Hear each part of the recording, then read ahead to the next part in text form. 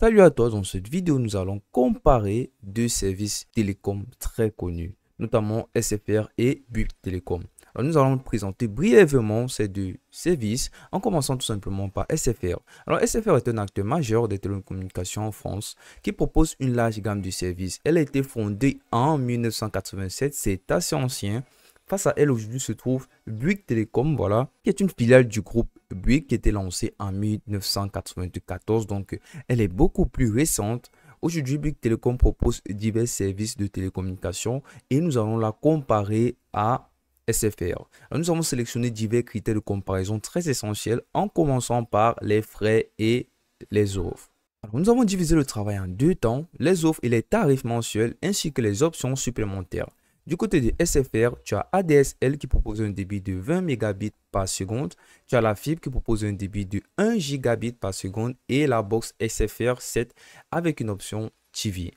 Du côté de Bouygues, tu as un débit qui va jusqu'à 20 mégabits par seconde, donc égalité parfaite. Un débit de 1 gigabit par seconde également et tu as la B-Box Must, également la B-Box Ultime.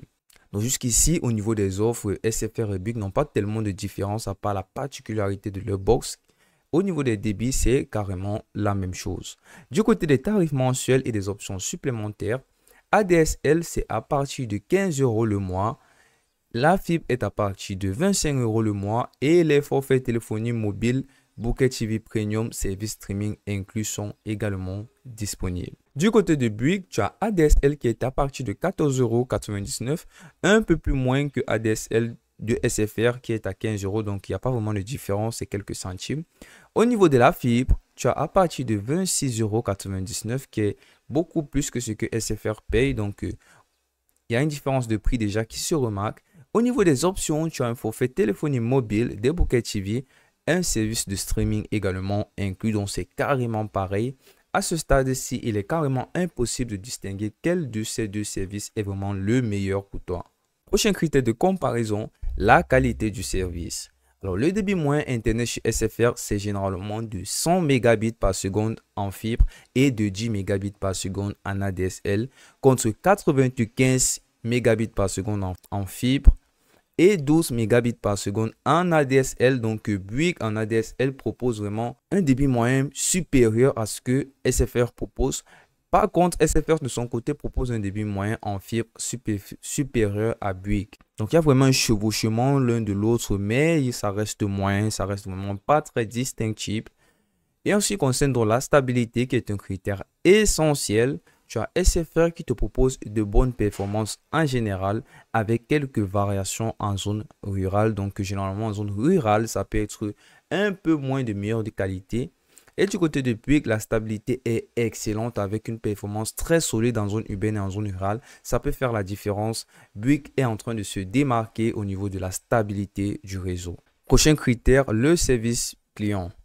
Alors, du côté de SFR, tu as un service client qui est disponible 7 jours sur 7, 24 heures sur 24. Et c'est exactement pareil du côté de Bouygues avec un service disponible aux mêmes horaires H24.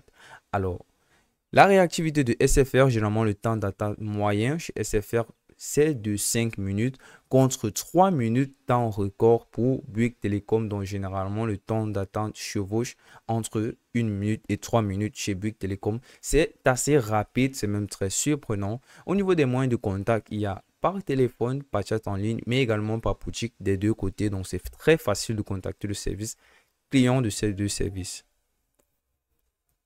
Prochain critère, les options et les fonctionnalités. Alors, au niveau des services supplémentaires proposés par ces deux services, tu as la télévision SFR, la téléphonie SFR Phone et enfin l'application SFR Play. Du côté de Bouygues Télécom, tu as également une télévision BTV, une téléphonie aussi avec appel illimité. Tu as des applications telles que l'espace client Bouygues Télécom. Alors, les options uniquement disponibles sur ces deux services, c'est du côté de SFR, tu as une application SFR Press, tu as SFR Cloud. Du côté de Bouygues, tu as BTV+, et tu as également BDuo. On tombe donc sur le prochain critère, la facilité d'installation et d'utilisation. Donc, c'est également un critère déterminant de nos jours en 2024. Du côté de SFR, tu as une installation qui est très facile avec la possibilité d'assistance à domicile. Du côté de Bouygues, tu as également un processus beaucoup plus simplifié avec aussi une assistance à domicile, donc il n'y a pas vraiment de différence. Les deux ont vraiment une installation très facile, c'est très simple.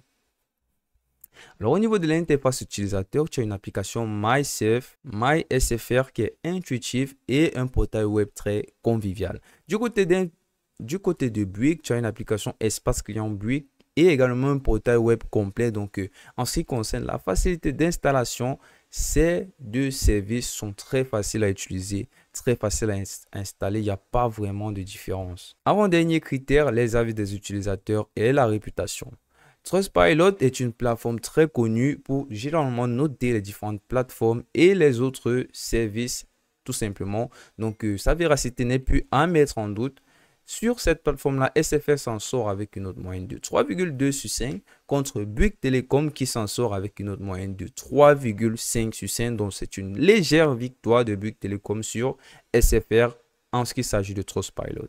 Alors, au niveau des retours internautes, tu as SFR qui te propose un très bon rapport qualité-prix, mais quelques plaintes sur le service client sont à remarquer. Voilà, donc généralement, le service peut être un peu plus lent.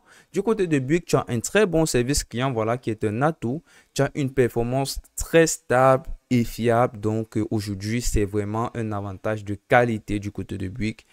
Et enfin, pour terminer, tu as les avantages et inconvénients de ces deux services. Je te présente les avantages de SFR. Ils ont des prix compétitifs sur le marché et de très bonnes options TV. Du côté de Bouygues, tu as un excellent service client, des offres flexibles et personnalisables. En ce qui concerne les inconvénients, SFR aujourd'hui est dénigré pour son service client, encore une fois. Une couverture rurale qui est moins optimale. Donc, lorsque tu es en zone rurale, la qualité ou alors la fiabilité peut être beaucoup moins que celle en zone urbaine. Du côté de Bouygues, les points faibles sont tout simplement que les prix sont légèrement plus élevés pour certaines offres, mais la couverture rurale est encore en développement. Alors pour terminer, je pense que SFR est recommandé pour les utilisateurs cherchant un bon rapport qualité-prix et de multiples options de divertissement.